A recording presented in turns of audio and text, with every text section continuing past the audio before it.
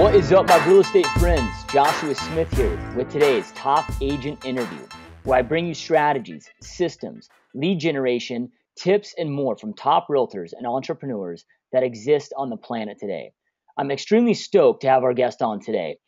This is a dude that dominates and absolutely crushes his area. He's built an amazing farm area and a business that serves him and his lifestyle, which is very uncommon in this industry.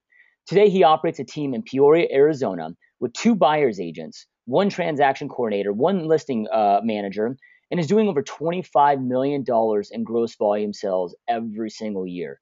I'm honored to be interviewing my good friend, Brandon Howe. Brandon Howe, welcome to the show, my brother. Thanks, man. How's everything going? It's going great, man. Just excited to have you on today, dude. And before we kind of get into a lot of the business questions, that I'm really stoked because you've really built this dynamic business, which I'm really excited for our listeners to learn about. But I want to talk a little bit about what did you do before you got into real estate, and kind of what was your journey like that led you into this career? So I grew up.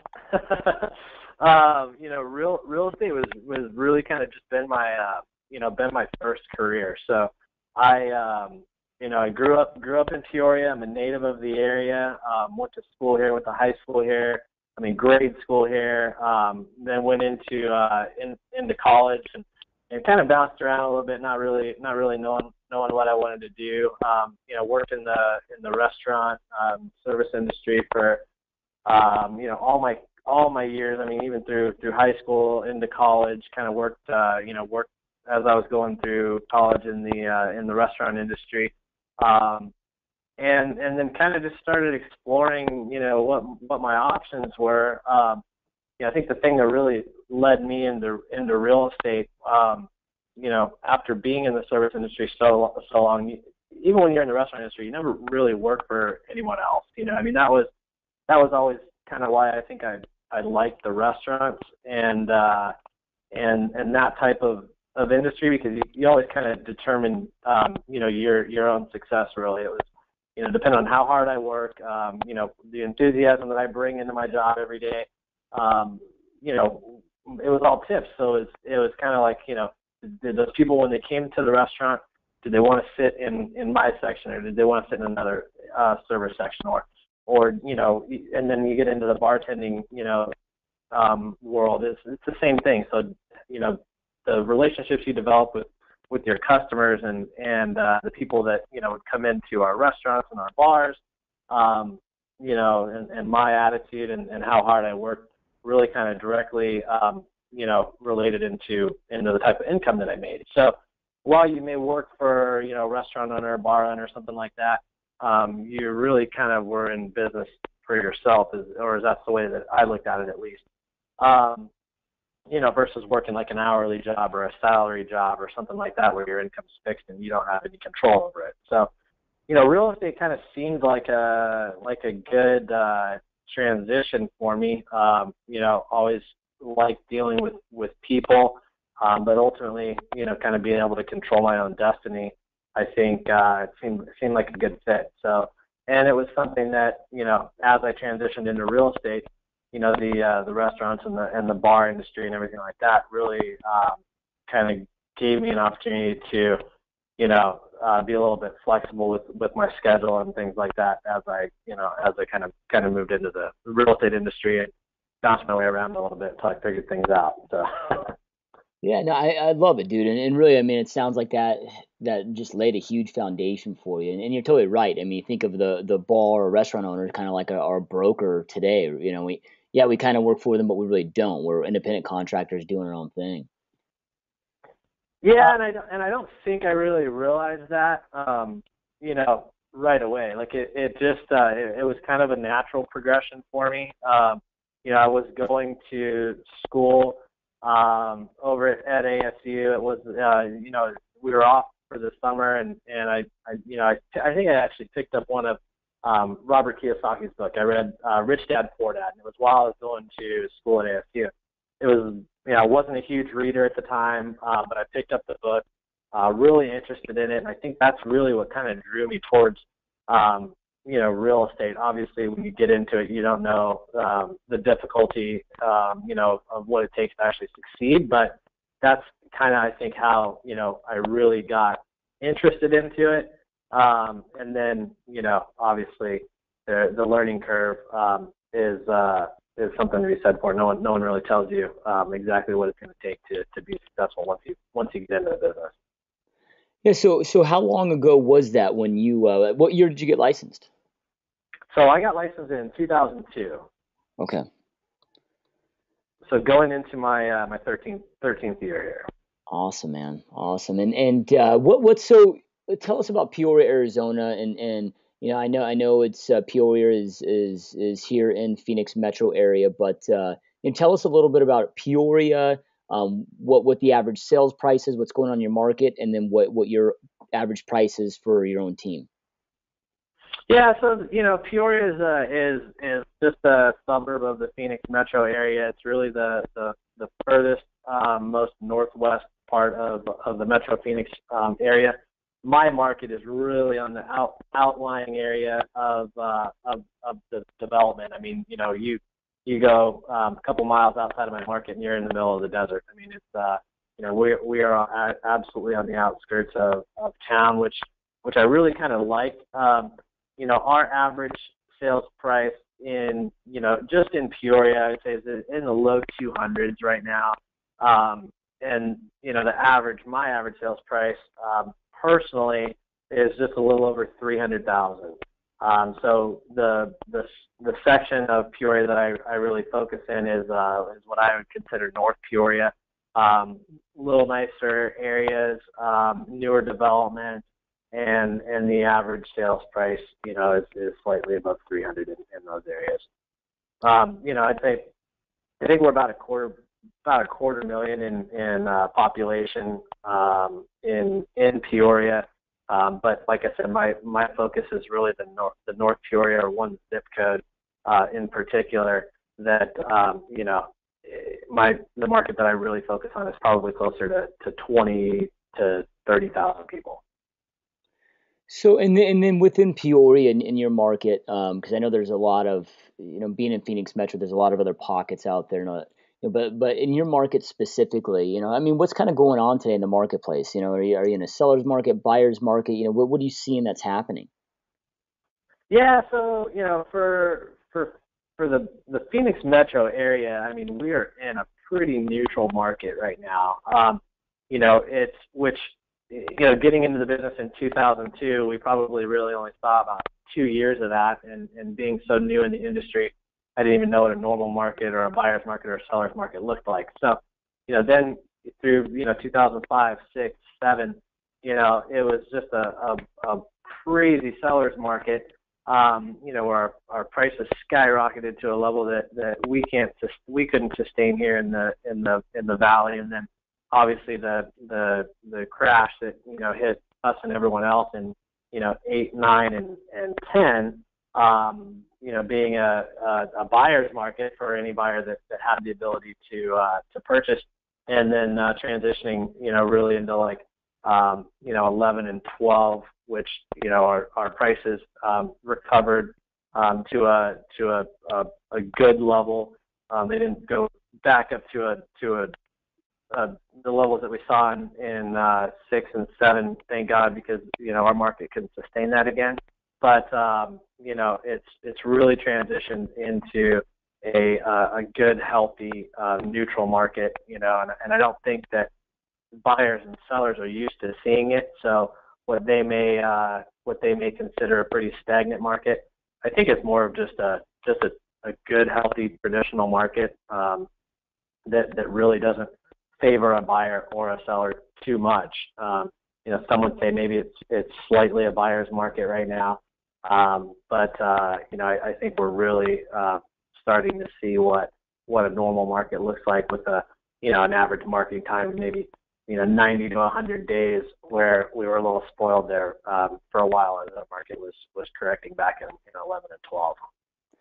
Yeah, and what I find in these regular markets like we're seeing now, and it seems like most places in the country, outside of a few areas, are kind of experiencing what you're experiencing, but it seems like amazing top producers, amazing realtors like you, like these are the markets you truly shine in, because if it's a hardcore seller's market, anybody can throw it on the MLS or a sign on the yard and they just pop off. Like now they need that great experienced marketer, that agent that has the systems in place, that has the hustle, that has the experience. I mean, are you finding that to be true in your career and with your team as well?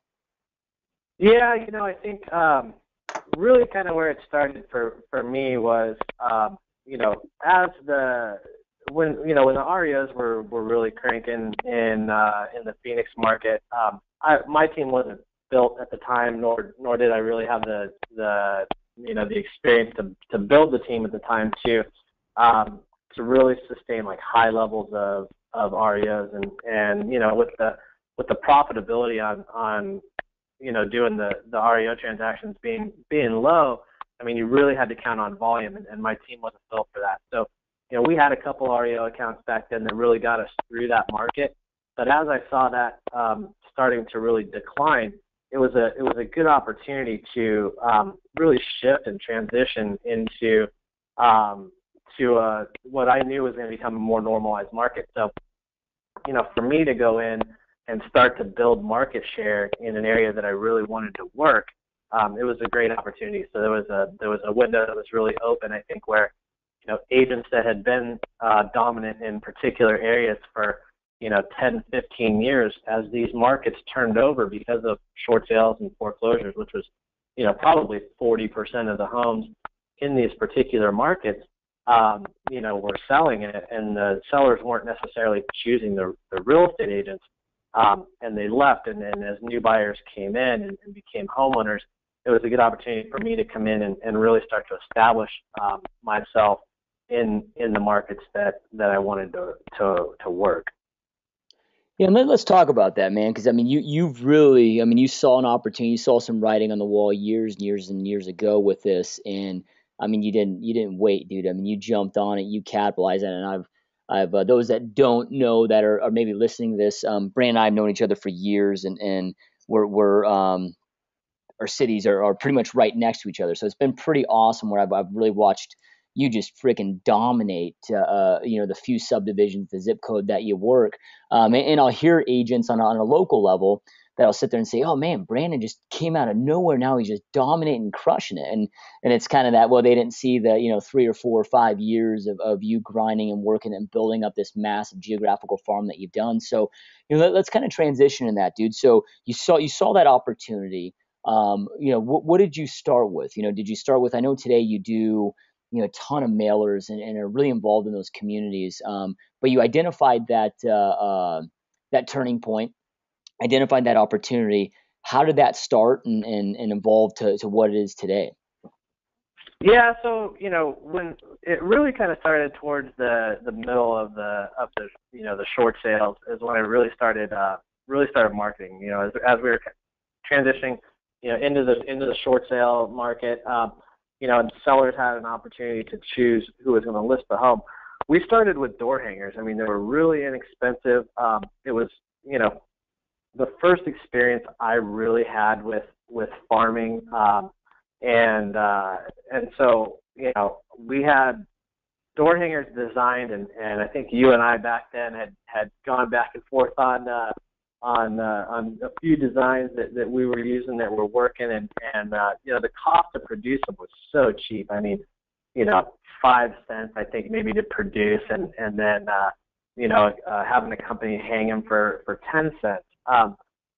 So for 14, 15 cents a door, I had my information that was there standing alone on their door, and that worked really well, generating a lot of listing leads.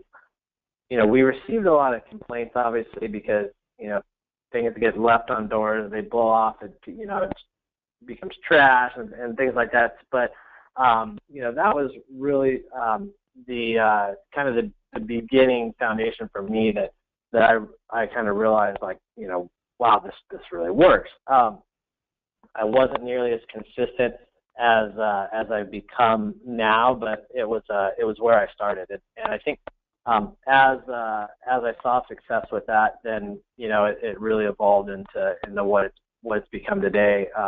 Into giant postcard campaigns, big market update campaigns. I mean, we're just just canvassing our neighborhoods with direct mail.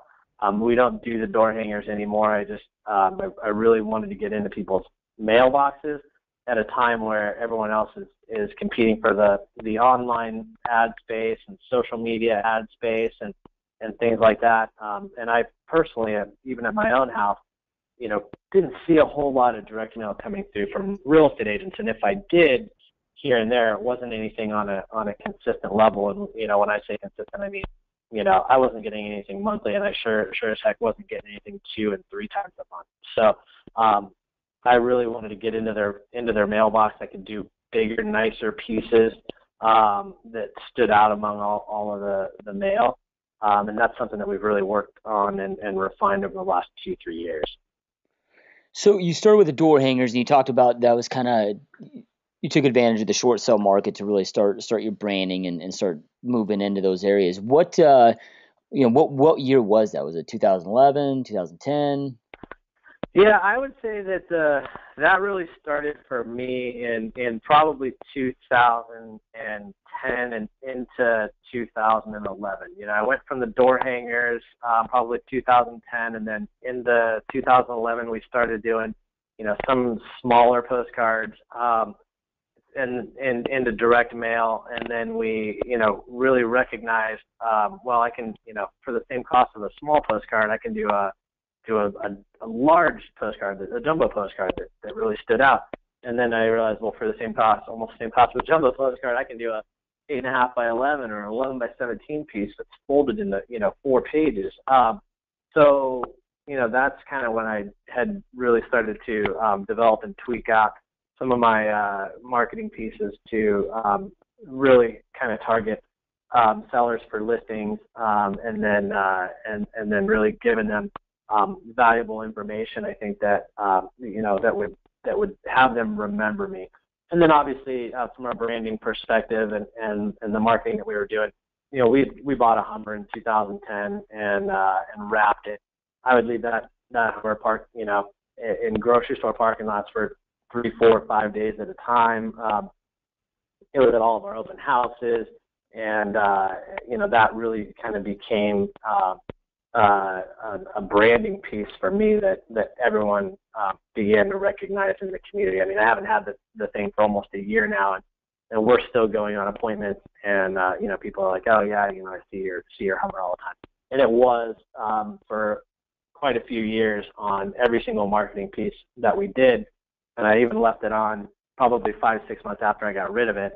As we're transitioning into a moving truck now, and then that'll soon be on all of our marketing pieces as well.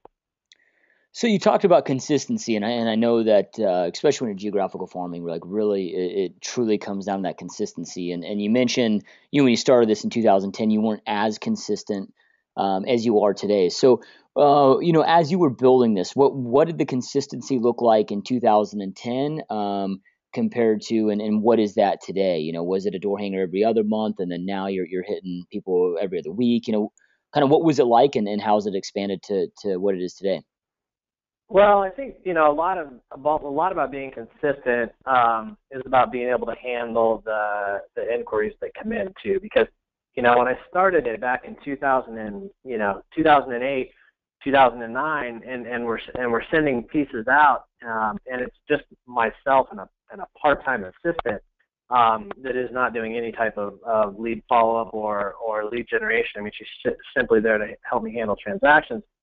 And at that level, I think a lot of the reason I probably wasn't more consistent is because I'd send out maybe 5,000 door hangers, and I'd get 60, 70 inquiries over a course of a week. There's no way a single agent can handle and follow up with that amount of those amount of inquiries. So I think that was probably one of the reasons why I wasn't as consistent, and then obviously not having continued success, month after month after month after month, it can be a little discouraging. And so, you spend, $1,000, $2,000 sending something out, and you don't get a response, or you get a ton of inquiries, but they don't turn into immediate transactions. And and you get busy working the leads that come in, and then you don't send out another piece. So, you know, in the beginning stages, I would say, you know, maybe it was a piece every, you know, couple months. And then as we started doing direct mail, it became a piece every month, you know. And then I was approached by a company out of California that really specializes in market updates to neighborhoods specifically. And so as I started out with one neighborhood with them. They do a big 4-page piece, a little more expensive, but a really nice, high-quality piece. And to my average price point, you know, it really made sense. That first piece I started in June of 2012 with that big 4-page market update. So we've been about 2.5 years with that one. About halfway through 2014, we became the number one agent in that subdivision for dollar volume and transactions. So that's really a good testament of how, you know, being diligent and consistent, you know, with your marketing can really take you from, you know, having no market presence to, you know, to dominating an actual subdivision. And then we've since added, you know, another community with that particular piece. And then those big market update pieces get supplemented by 1 to 2 other mailings a month. So, and those 2 subdivisions represent about 4,000 homes, but we market to about 12,500 homes a month total. So just these 2 subdivisions get a big market update piece that is 11 by 17 folded into a 4-page 8.5 by 11, and then they'll get 2 other pieces throughout the month in addition to the rest of the homes in my entire 12,000 home farm. So now, you know, the biggest thing I think is when you can turn that over to somebody and automate it, and then it really just becomes about you know, maybe giving a designer a little bit of information, but that piece is so consistent every month. The only thing that's really changing in there, you know, what's recently sold, you know, what listings do I have that I'm featuring, and everything else really stays the same, because that's what you're trying to do, is create that consistent brand in people's heads. So that big piece, you mentioned there's a company out of California, just so our listeners, if they want to kind of investigate that company, what is that company's name, and then what does it cost you to do a huge piece, you know, that big of a piece? I mean, what per piece, Yep, so, is it $1, or, you know, what's the cost look like? Yeah, so that company, the name of the company is Real Marketing of California. Real Marketing of California is the company that creates the market update piece that I use. There's a couple other companies. I like the quality of this company, of all the other ones I've investigated, and that piece cost me $1.69 a month. I think it varies depending on how many pieces you send, between $1.69 maybe $1.79 a month, and then I send roughly 4,000 pieces through them every single month. Okay, so you're about $1.69 each. So if you're hitting 10,000 home, you know what it would. So somebody starting with $1,000 farm area and they're doing that every single month, they'd be looking at about $1,700 for that piece. And you know, and I've seen the piece, and the piece is awesome. You know, it's one of those. It's really nice. It's great quality. And I really think it's a piece that people probably hold on to, because there's a lot of just great information. So, you know, let's kind of talk about a little bit of what you're sending your people. You know, what kind of the messaging that is in there, like what's in the big piece, and then the 2 pieces that you're supplementing, the smaller pieces, because obviously they're not 4 pages, so you don't have as much space to really put as many messages on. You know, what do those pieces look like? Is there guarantees that you're pushing out, call to actions? I mean, anything specific that you getting people to take action to call you up?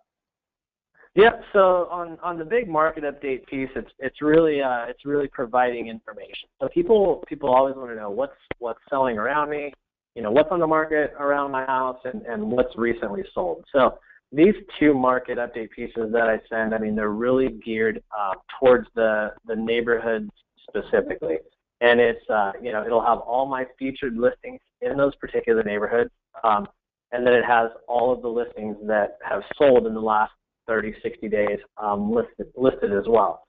And then throughout that piece, it'll have it's personalized. So that piece will be personalized to the homeowner probably 4 to 5 times throughout that piece. It's called variable data. That's one of the things that this company really pushes is the personalization of the piece.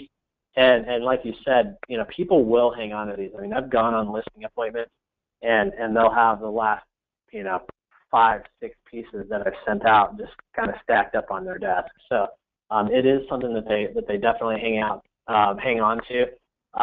So the front of it is really just a picture of the community marquee. So the name of the subdivision in the entrance of every subdivision.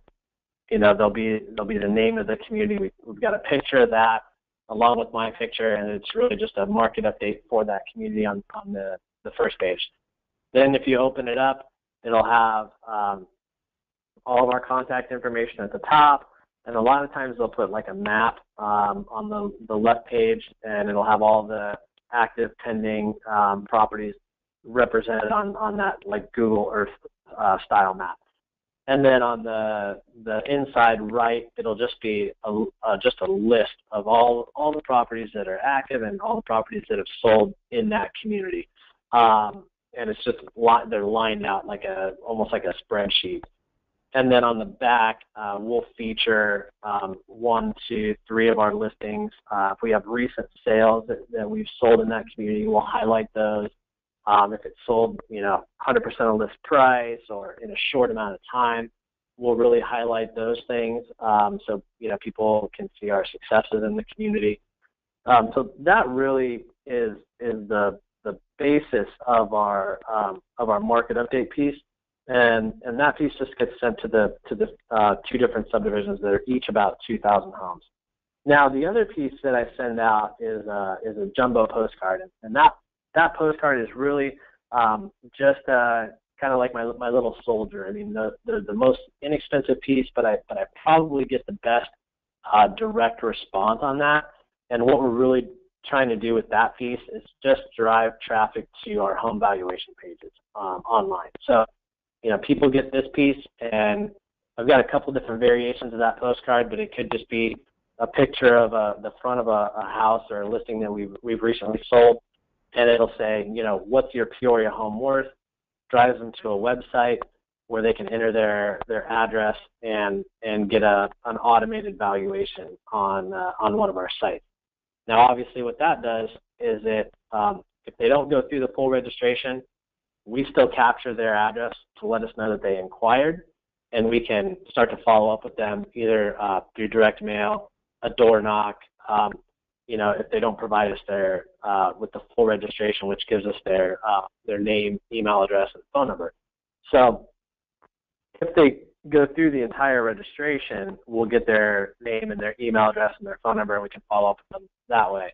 But at least it notifies us of their address if they don't complete that registration. So that's that postcard, and then we'll do a jumbo piece that's really our social proof piece, and that piece is not neighborhood specific, but it's really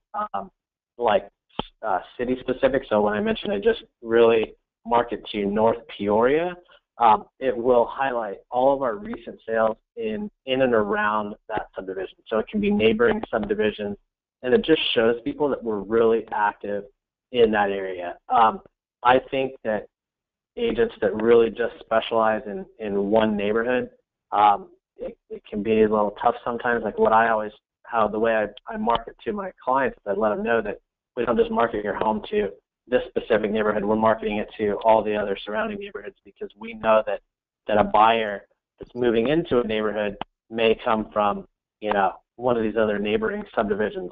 So we market that, and it's literally just a 8.5 by 11 piece that the entire thing is just almost a collage of all of the properties that we've recently sold. We put a photo of the property, the address, the name of the subdivision, and the price that we sold it for, and it just gets sent out to everyone. And then on the back, it'll just be a larger version of the postcard on the back side of that, really driving people to our website again to get their property values. So, those three pieces are really the staple of my my farming efforts, and we don't change them too much because they work. I mean, there's a good enough variation between those pieces, I think, to kind of keep it fresh. I mean, we put them on rotation, but I think we as agents are so quick to want to change our stuff. That maybe doesn't work the first or second time we mail it out. But what really matters is having a good, strong call to action, and then just being repetitive with your efforts until you'll eventually begin to see success. Yeah. So okay. So you're doing these. You got three pieces going out every single month. Yeah, and that was kind of one of my follow-up questions too about that was your consistency, not just with the amount of the pieces that are going out, but I noticed on all of your branding. I mean, everything is very specific, from your colors to how your picture is to where your name is to your logo to the colors, which I know you just hit on. But how important is that to you? And then let's say I'm a new agent out there that's listening to this interview that is starting to farm. I mean, at what point would you change it or recommend a change? Like if they're doing it maybe for 6 months and not getting the results, would you recommend changing the messaging at that point? How long would you give it? So I always tell people, like, a farm is probably a minimum 2-year commitment. I mean, you'll get results right away. You'll begin to get inquiries, and what you'll find is when you start a new farm and when you're consistent, you'll get a lot of inquiries right away. So, like, I think if you start a farm, you'll get a high number of responses right away, and then as you become more established in a farm, you'll see your responses start to taper off a little bit. Like I don't get as many registrations now as I did when I first started, because people are so used to seeing my pieces. But what we get now are calls that are like, "Hey Brandon, we get your pieces in the mail all the time. We'd like to have you out to discuss selling our home." So it's not it changes, but I say it's really a minimum 2-year commitment. I think in the first year, I think you can be successful and get a decent return. But we were reinvesting probably 30% of our total GCI back into our business to grow our farm. And now I think that number is closer to 20% for 2014.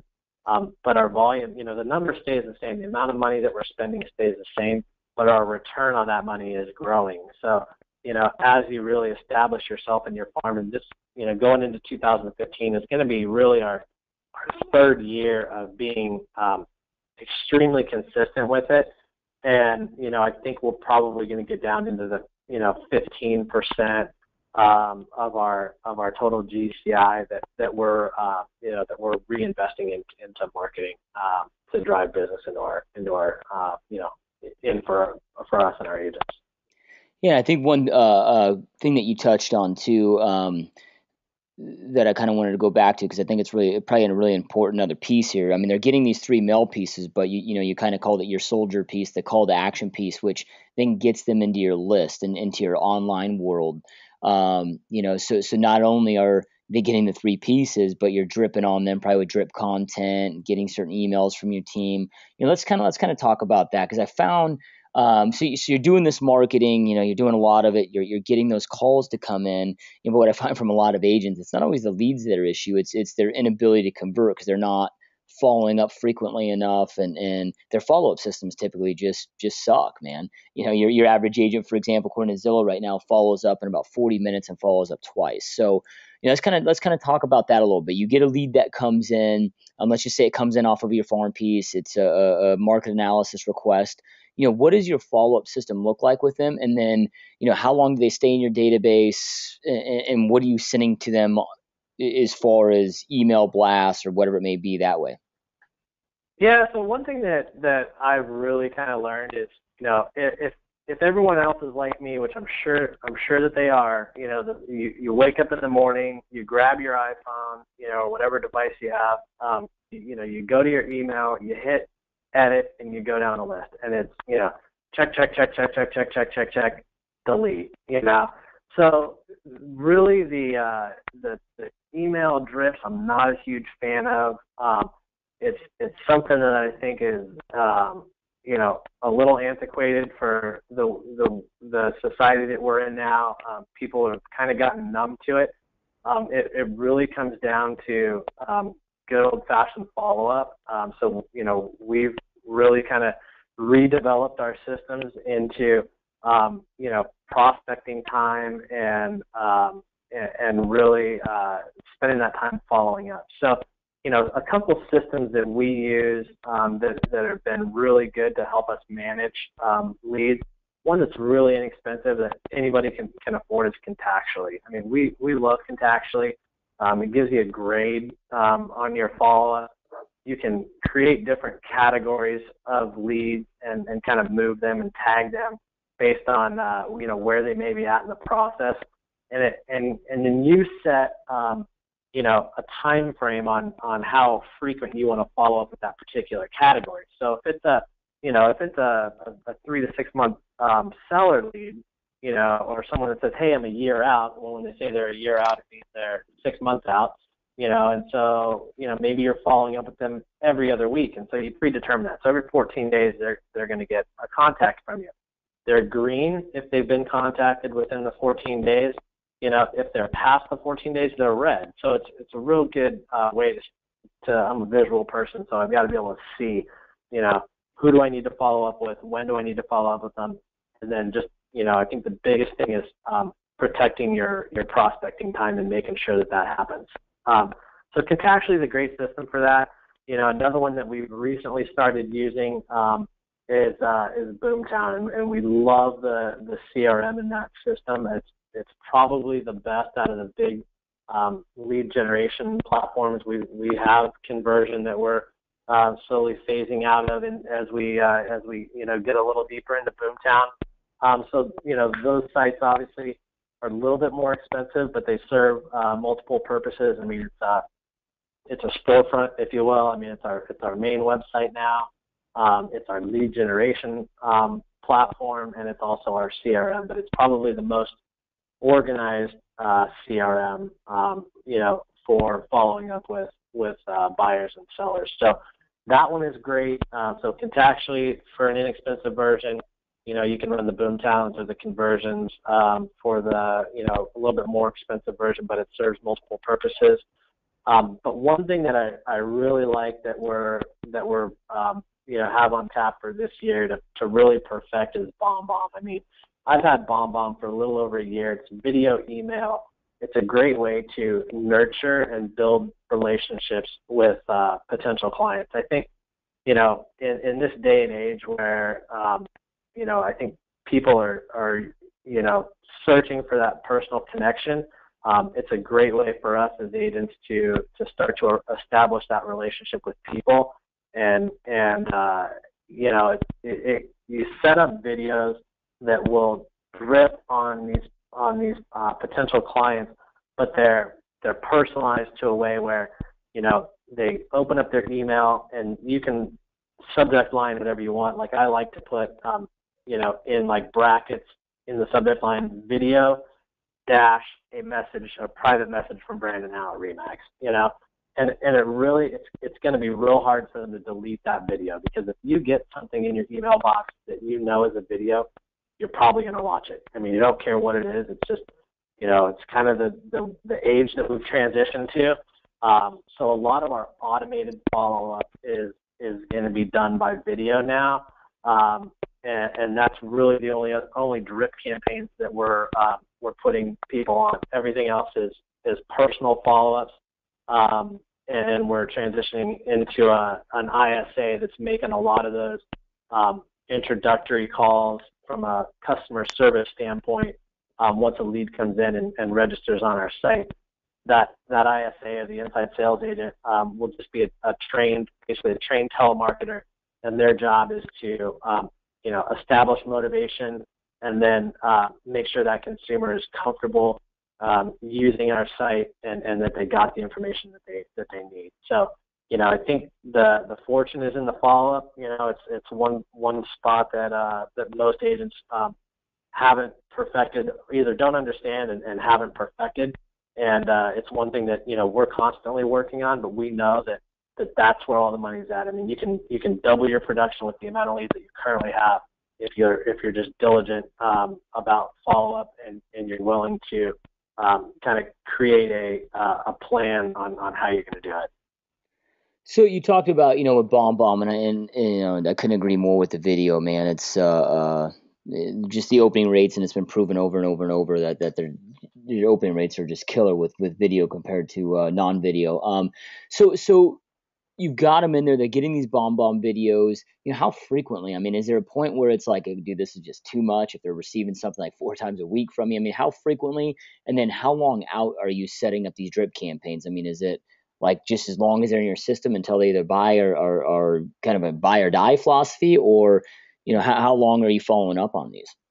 Yeah, they're never going to not get something from us. So, let's say it's a seller and the lead inquiry comes in. We've got right now, and we're going to continue to add as much as we can. But it's 10 emails, 10 video emails that are set to go out. We've got 8 of them done. We've got two or three more that we're going to record this week, and they're set up to where when that lead comes in, day one, it's an introduction. It's a thank you. It's a thank you for visiting our site.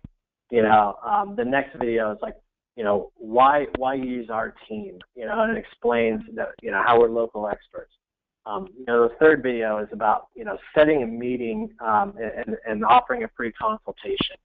The fourth video is about marketing that works, what we do versus other agents. So it's just a series of videos that maybe they get one day 0, and then another one 3 or 4 days out. I would say over a 4 or 5 week period, they're going to get 10 to 12 videos from us, and the videos are short. I mean, they're 30 to 45 seconds. Because we know that if they're longer than that, we're not going to keep someone's attention, and we really just want to start to build that personal relationship. I mean, if they're watching half of the videos that we send, to us, it's probably almost as valuable as actually getting face to face with them at least once, because I know that it's going to increase my chances of actually setting that appointment with them versus another agent that may just be sending out a canned drip campaign. So, like I said, these videos are short and they're going out every 3 to 4 days initially. Now, when that campaign's done, they're going to continue to get a market update, a monthly market update video from us, and that's going to go on, either until they buy, sell, list their home, or opt out.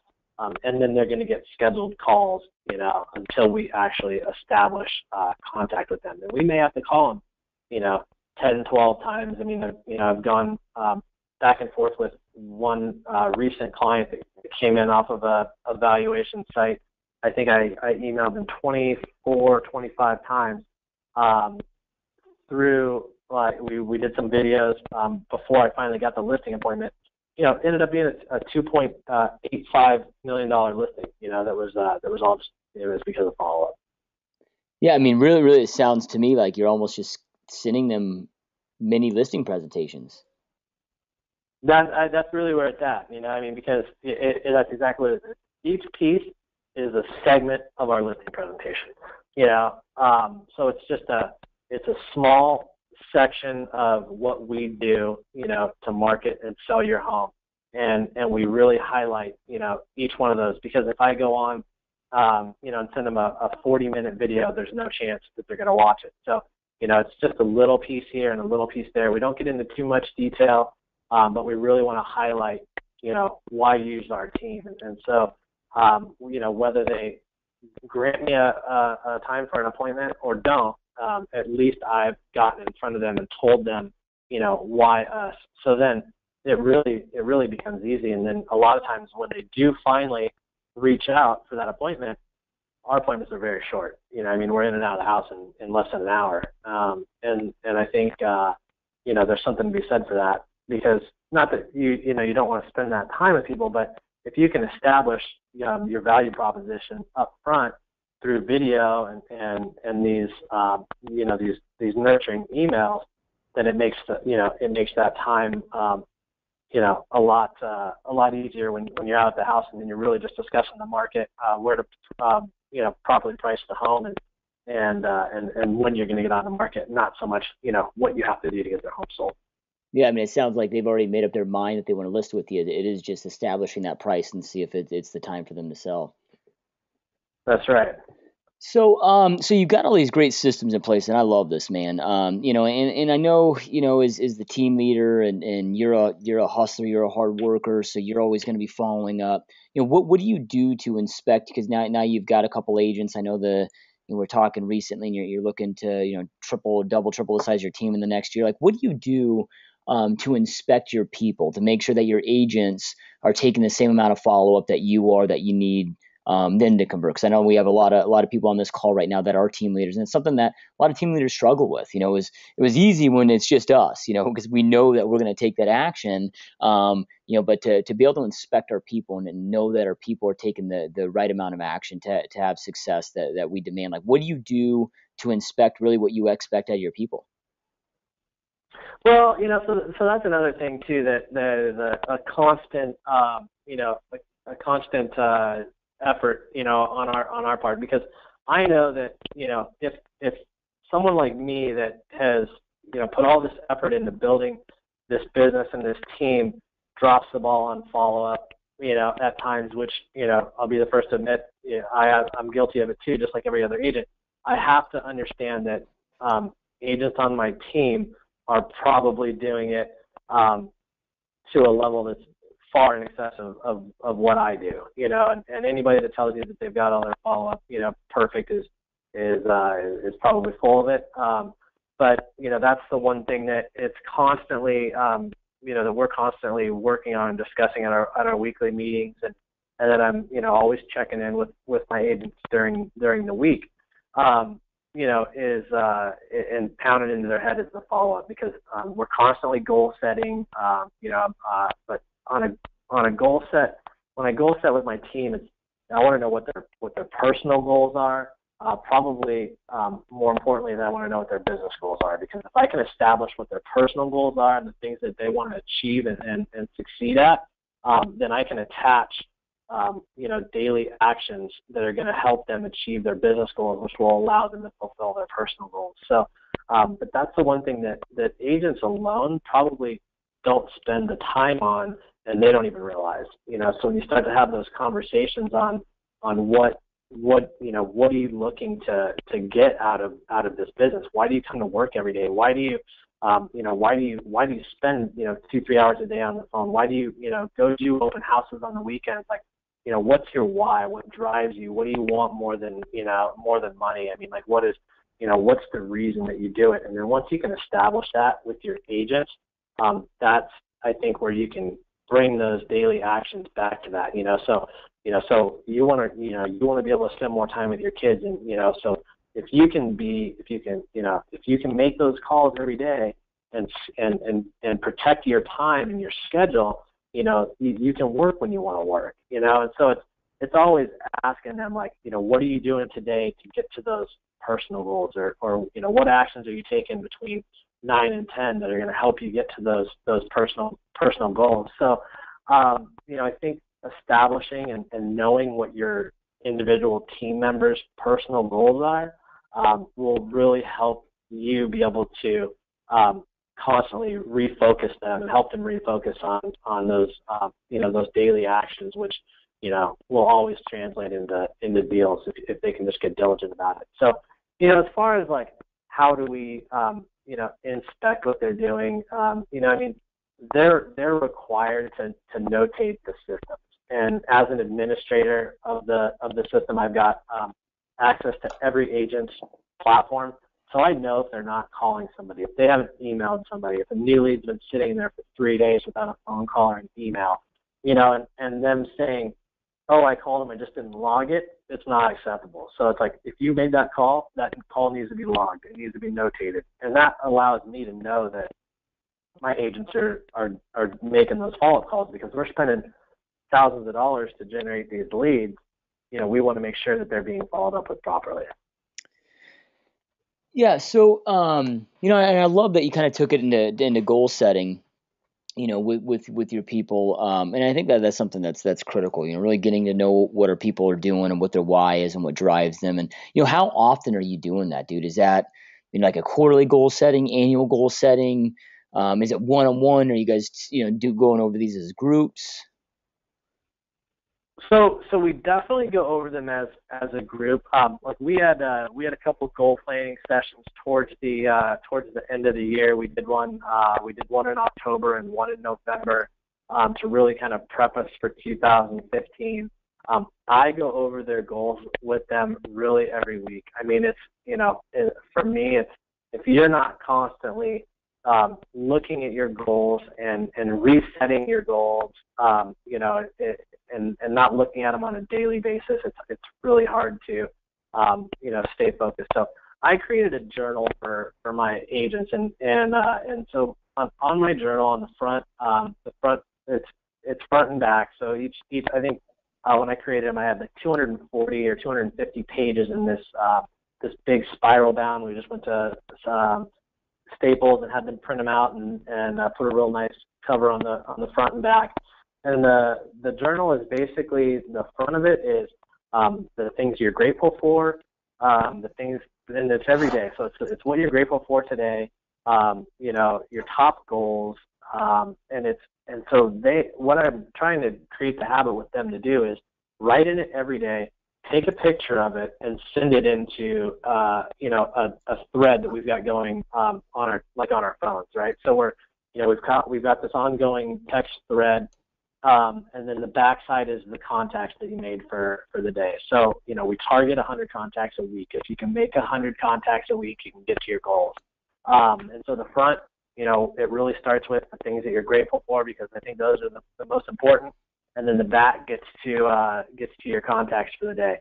And so, what we're trying to do by having everybody send it to each other, so the entire team sends it in.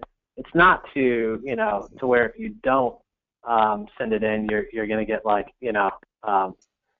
put out there on blast in front of the rest of the team. But I think that group accountability makes it a little more probable of actually getting done. So you're going to feel bad if everybody else is doing it and you're not. And I think what it does is it maybe gets them from doing it once a week to maybe 3 times a week, and then if you just keep working with them, I think you can really establish that habit. The other thing is my entire team is coached, so not just me on a weekly basis, but my entire team is coached. I've got a coach for myself, my buyer's agents have a coach, my admin has a coach, and my ISA has a coach. So everybody is coached. All the coaching calls are recorded, and they can go back and re-listen to all of those calls while they're driving the car and getting ready in the morning. And so, as far as accountability and really helping them keep focus on their goals, that's one thing that has really helped. And we just started that in the fourth quarter last year. So that I think started at the beginning of October. And that's something where we're really starting to see change. I think, it's a year process on anybody, I think, to take a new agent, and I don't mean like a brand new agent, but I mean an agent on your team, and get them into your system and really and get them operating to a level to where I would expect or hope for them. It's a year project, because you've got to create habits that probably aren't there. And really work with people. So, when someone comes on and you want them doing something in 60, 90 days, I think that can be a little unrealistic. The action, they can be doing things to take the action, but really to change someone's mindset and mentality, which is what it takes to be successful, expect a year, but you've got to commit the time and energy, with those people to make that change happen, because it takes accountability and it takes a lot of help to get someone to change the way that they think.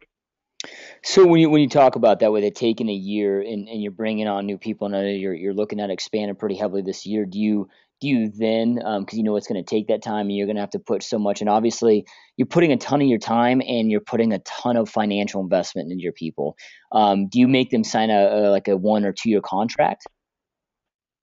I don't. No, I don't. It's probably something that maybe I should look at. But for me, I think what I provide for my team. If I can provide people with enough value and legitimately care about their success, they're not going anywhere. I mean, if it, and it, they're I don't think that someone coming on and getting the systems that we have and getting the coaching that we provide and having a team that really takes a personal interest in making sure that everyone's hitting their personal goals, their business goals, I don't make them sign a contract because I just don't think they're going to leave. And if they're going to leave, they're probably not a great fit, for our team anyways, because I think, once you come on and you see that value and the culture that's there between the team members and everything,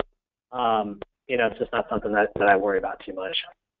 Yeah. So, okay, I'm gonna take a little different direction here, bro. So, one thing that I love about you and love watching you, and that I've always really admired about you is you created a business that really serves you. It's like I see so many people that get in this industry, and dude, I'm as guilty as all of them, probably all of them combined, right? Where you grind 80, 100 hours a week, and you have a business that really isn't serving necessarily maybe your lifestyle or whatever it may be. And you've really created this, just like this epic, awesome business that gives you the freedom that you want. I know you're, an avid hiker and like to be outdoors a lot and spending a tremendous time with your family. And I know there's probably a lot that goes into it, but, and again, there's so many callers that are listening to this interview right now or on here, that this business can be, dude, it can be so draining when we just sacrifice our whole entire lives for our clients. And I don't want to use the word balance because I think it might give people the wrong notion, because you do work your freaking ass off, but you've figured out how to create this organization, this company that really kind of serves your lifestyle. So, what are some of the things and some of the recommendation that you might be able to give somebody that's on this call, that it's like, look, dude, I'm out there grinding 80 hours a week and there is no balance in my life. Yeah, so I think the biggest thing is to really take a step back and decide what you want. I mean, like what's important to you. You gotta know what it is. You gotta write it down. What's important to you, and then what do you want. So if you're working 7 days a week and you're out showing homes, you're doing open houses and your family time and stuff, and like but that's something that you want to improve, then write that down and then schedule the time. So where it might seem silly, like schedule time with your wife or schedule time with your kid. I think if it's not on your schedule, it doesn't get done, right? Just like lead follow up and things like that. If taking your wife out on a date or going to the park with your kids is important, put that on your schedule and protect that. So and I always schedule my time off first. So because that's the most important thing to me. If I'm not if I'm burnt out, I'm not going to produce at a level, and I'm not going to be worth a shit when it comes to, taking care of my team. So, I think, recharging and really refocusing, whether it's times you're spending with your family or time that you're spending with your, on yourself or, whatever that is, you need to schedule and protect that time. And then, really for me, it was building a team that outproduced me and could sustain the business and thrive while I'm gone. So, because like you said, I mean, I'm not a fan of working on the weekends. I'm not a fan of working after, 4 o'clock, to be quite honest with you. I mean, I've got, two kids in elementary school, a 14-month-old baby and one on the way. So, I mean, spending time with my family and my kids is the most important thing to me, and it's something that I won't sacrifice, for a paycheck. So I think, the way that I really, decided that I'm going to build a business that's going to thrive, was putting the right people in place, because, you can put people in place that can help you run your business and leverage your time through other people. If you plan it, but it has to be planned. I mean, you got to stop. You got to stop what you're doing, and it may seem a little counterproductive sometimes because people will say, well, I got to go show that buyer, I got to go on that listing. But if you're not, just take the time, slow down, stop, plan plan your life really, because people don't take the time to do that and then get back to work. But I think the biggest thing is scheduling that time off, planning, and if you need a team or people in place, you don't have to have a team of 5-6 people. I mean, you start small, but if you don't take the time to plan, it's never going to happen. Yeah, and I think I love that idea, dude, of scheduling your time off first and then putting in your business, because I'm guessing and I'm betting that you do that, and then because it's not about working more hours, dude, it's about being more effective with the time that you're putting in. So when you schedule that, you're probably 10,000 times more effective and hardcore at work, because you're like, dude, I only got this small window to get this crap in because I got to go out there and do this other stuff. Yeah, and like I said, I'm not perfect. It's not nothing's ever perfect. It's always a work in progress, but but it is. It's I schedule my time off first. It's like, with my wife, it's what appointments are we gonna, or what are we gonna do? Like, where do we want to go? What days are we gonna go do things? Especially now, it's like we've got doctor's appointments all the time. It's like, with a new baby on the way and a 14-month-old in tow now, and our other 2 girls, it's like, we're busy. So she's always putting, everything on our schedule. And then it's, I kind of build the rest of my schedule around that. And like I said, I rarely work on the weekends, and I'm normally home by the time our kids get home from school. So, but it wouldn't be possible if I didn't stop and make a plan for that, and then make a commitment, to myself and my family. So. Yeah, and I'm guessing probably your daily journal helps with that too. I was doing a little self-development this morning, and I read this awesome quote that said you can't do everything. So you got to focus on what's most important. Like, we can't get to everything. We just got to identify, hey, what are those top goals, like you talked about in your journaling every day, and what is the most important activities to move the needle forward that I must get done today. And as long as you identify those, I mean, so much of our time on a daily basis just seems like it's wasted in dissipation anyway. Well, that's it, and at the end of the day, like, it doesn't matter how much money you have, right? If you're not happy, and you don't have good family and friends, I mean, it's what's the point? So, and I think, a lot of people wait, and they're like, oh, well, I'll do it next week, or I'll do it next month. But I think what do they say? The days become weeks, the weeks become months, the months become years. And it's like you gotta if you're gonna make a decision, make that decision today, and change your life if it's something that you're not happy with. So let me ask you this, man. You've kind of got your morning routine where you're doing your grateful, your top goals. Do you have a really specific dialed in morning routine? And if so, kind of what does that look like? Yeah, my dialed in morning routine is 3 kids running around the house, screaming for breakfast and everything.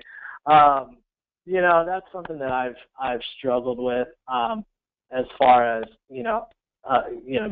getting up and getting into a workout routine. I mean, that's a commitment that I'm making for myself this year, because it's something that I'm not as diligent about as I'd like to be. But I take our kids to school. We get up as a family. We eat breakfast together. I get my kids to school, and then as soon as the kids are off, my wife is fortunate enough. We're fortunate enough that she gets to stay home with our baby and really take care of and manage our household. And so I drop our 2 girls off, and then I'm at the office by 8. So that's really my morning routine. I mean, I'm not someone that we're extremely active people. We're always on the run. But as far as me getting up early and having an hour and a half to myself. I'd like to think that I did that, but as of right now, it's not something that I'm diligent about, but it's something that I'm committed to because I think it is important. Um, especially having a solid morning routine, but with 3 kids under the age of 6, it's a little chaotic. Yeah, I get it, man. I understand that, brother. So, okay, dude. So you've had a ton of successes. You got this amazing just business that's killing it, that's expanding at a very rapid rate, which is so much fun and just knowing, and it's just so awesome to watch, man. But I know it wasn't always that way, and it seems like everybody that's uber successful also had some hardcore failures, and our failures are typically what we learn from. So it just seems like successful people. I mean, they are just willing to out fail, out mistake, and out persevere everybody else. So, what are some of the biggest failures that you can think of in your career that that kind of were some defining moments where it's like, a lot of people would have just said, screw it, man, I'm done. I'm going to quit. I'm done with this. And you just kind of switched your mindset, turned it into a learning experience and allowed it to expand you as a human and become more successful from it. Yeah, so I would say honestly, the biggest thing for me was when I really got involved in coaching because for years and years, I always kind of plateaued around the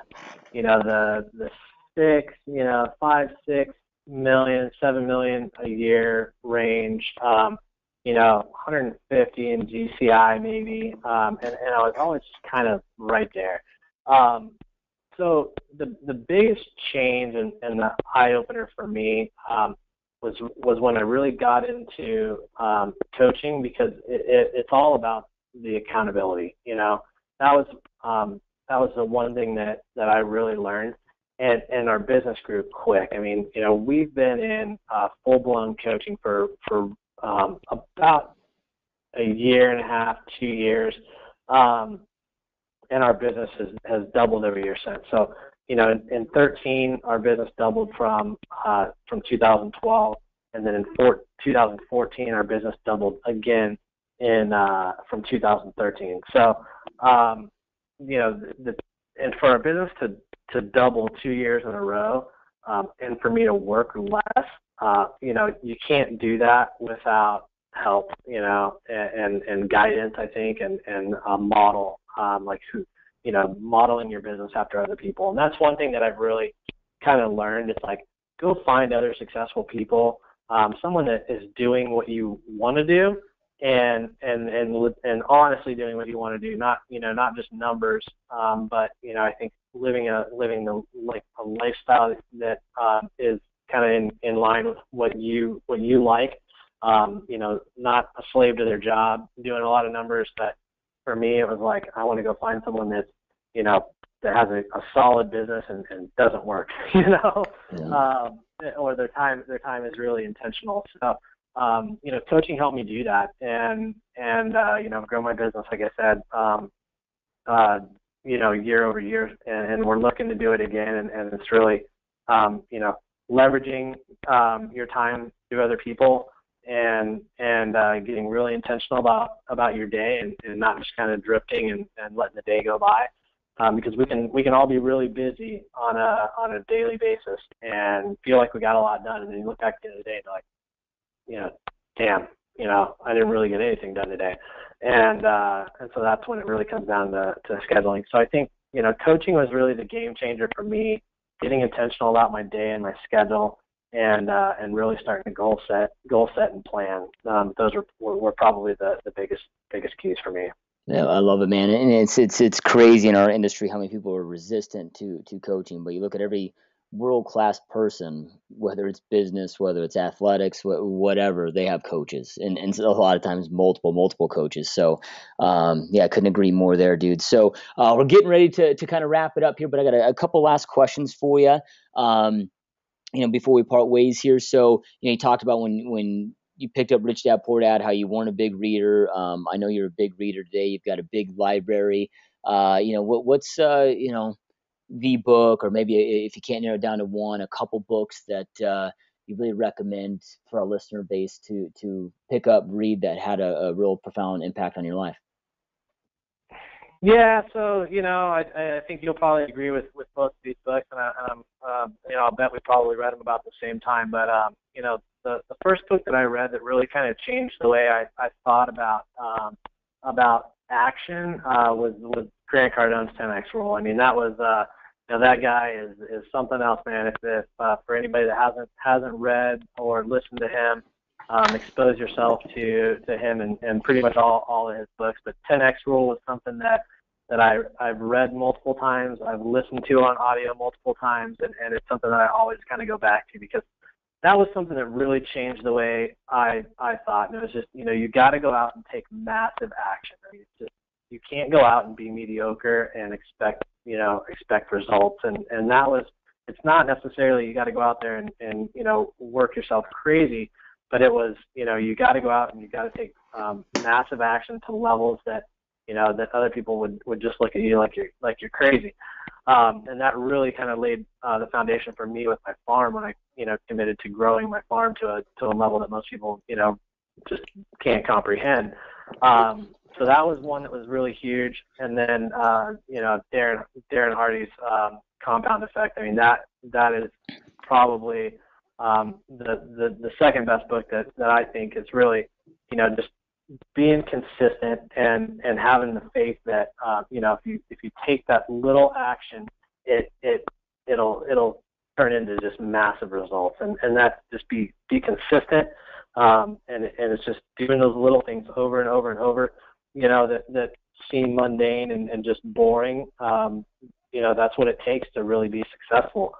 So when I talk about lead follow-up, and following up with all those leads on a daily basis and thinking those people are never going to call you back and never going to email you. I mean, that's really what that book is about, is just those small little actions. I mean, whether it's saving a little bit on a weekly basis to increase your savings account or whether it's, making those follow-up calls, every day for an hour that, you feel like sometimes they're never going to turn into anything.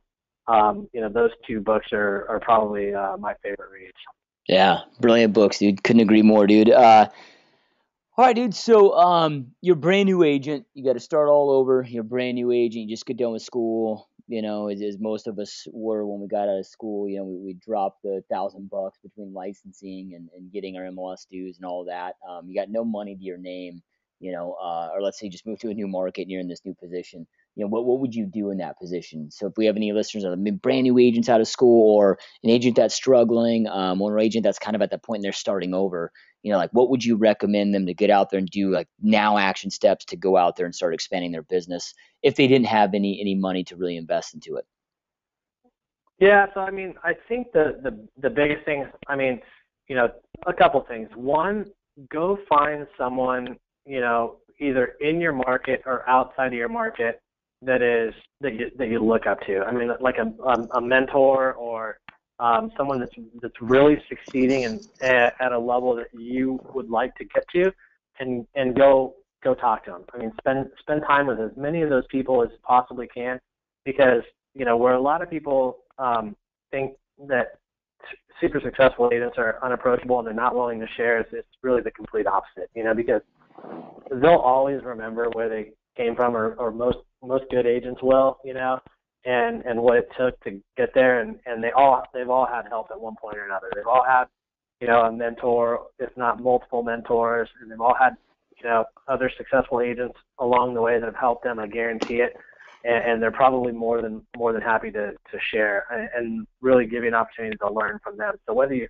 work on someone's team like that, or whether you take them out to lunch and spend an hour and a half, 2 hours with them, that would be the one thing that I would do over if I had the opportunity to, is really go back and spend more time studying what other successful agents are doing.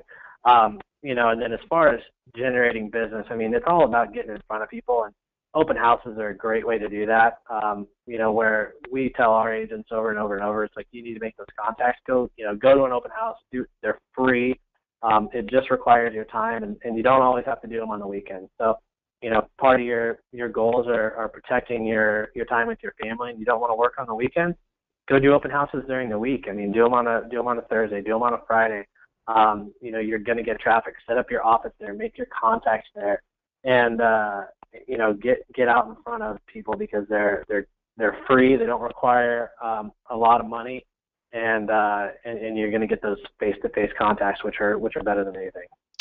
Yeah, love it, man, love it. So, for any of our listeners that you know are listening to this interview that may have maybe a follow-up question or just kind of want to, and I encourage you guys. He's got a really sick website, great presence out there. You know, if they kind of want to spy on you a little bit and just kind of start following you and seeing what you're doing to learn from you more, or like I said, maybe have a follow-up question. You know, how can people reach out to you? And then also, you know, if you're any listeners out here in Phoenix Metro, I know you know you're trying to expand your team. You know, Brand's team is, as you guys can tell, I mean, it's growing. He's got some awesome stuff going on. Just amazing group of people. So, you know, if you're here local and you're looking to join an amazing team, you know, reach out to him because they're definitely expanding. So, how can our listeners, if they need to reach out, hit you up, dude? Yep. So probably best way is by email. It's something that you know I'm always monitoring, and that's just Brandon at HoweRealtyGroup.com. So HOWE Realtygroup.com. Our website is theHoweRealtyGroup.com. We're shutting down or just transferring from one to the other. So that's probably that's going to be our dominant site, theHoweRealtyGroup.com, and welcome any emails. You know, do what I can to get back and help anybody in any way I can. All right. Well, thank you so much, Brand. We absolute honor, man. Appreciate you taking time out of your busy day. I know how busy you are, and greatly appreciate it, brother. I know our listeners do too. And as always, guys, when I end these shows, you know, don't just come here and take all this amazing information and do nothing with it. You know, you got amazing top of the world real estate agents. You know, Brandon's in the top 1% on the planet. Success doesn't happen on accident. You know, make sure you're listening to what he's saying and not just listening to it, but taking action on it. Information without taking action is really the start of delusion. So get out there, take massive levels of action, keep crushing it, dominate it. And again, Brandon, we greatly appreciate it, brother. It's been my pleasure, man. Thanks for the opportunity. All right. Thank you, guys. Again, go out there and have an amazing day. Put this stuff into place and go make big things happen. Thank you for listening. Do not forget to follow me on Facebook, Joshua Smith GSD, on Twitter, @Joshua Smith GSD, Instagram, Joshua Smith GSD. Make sure to also subscribe to my YouTube channel. Type in Joshua Smith, and I'm the good-looking cat at the top. If you haven't already, go to www.joshuasmithgsd.com and subscribe to our email list. You'll get these interviews sent to you via email, along with my blog, videos, updates, and all that other fun shit. As always, make sure you're taking action. Take all this golden information that you're getting delivered here and make sure you're applying it. Information without implementation is the start of delusion. So implement. Take massive levels of action. Get your hustle on. Get into GSD mode and go dominate. Peace out, guys, and see you next time.